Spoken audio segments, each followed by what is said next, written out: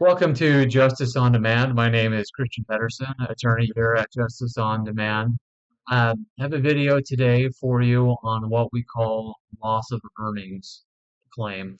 A loss of earnings claim simply arises when you've had to miss time off of work or have missed some sort of earnings due to injuries that resulted from an accident that somebody else caused. So, for example, I'll use a simple example here.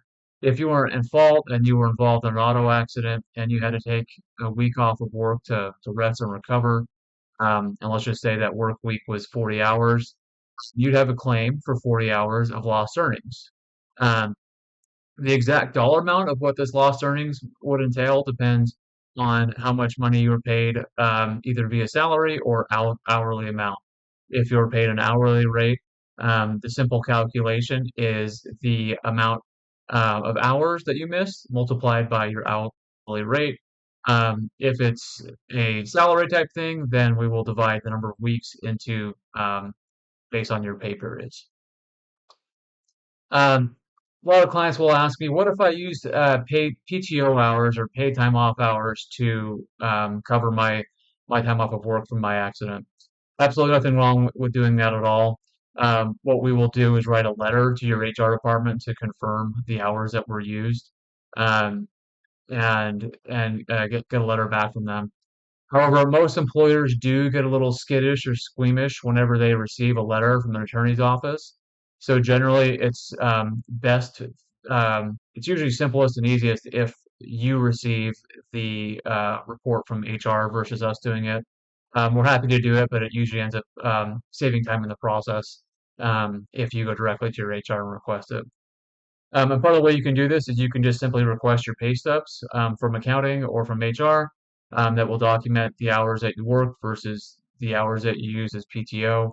Or if you can get a letter as well from your HR department demonstrating how many hours you used. What are some of the common pitfalls that people arrive or run into when they have a loss of earnings claim? The first thing I will tell all my clients when they've been hurt and are questioning if they should go to work is that if you can work, I highly recommend that you go to work. Number one, it will show that you're a fighter and you're trying to power through your injuries. It'll also make sure that you're still putting money in your pocket for you or your family.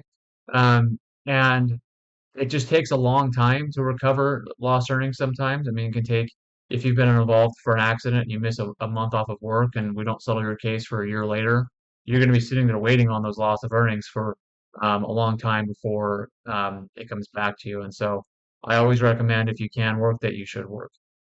Um, if you're not able to work, if you work in construction or some job that requires a lot of heavy lifting or a lot of physical demanding tasks, then and you're not able to work, the first thing I always recommend to do is get a doctor's note.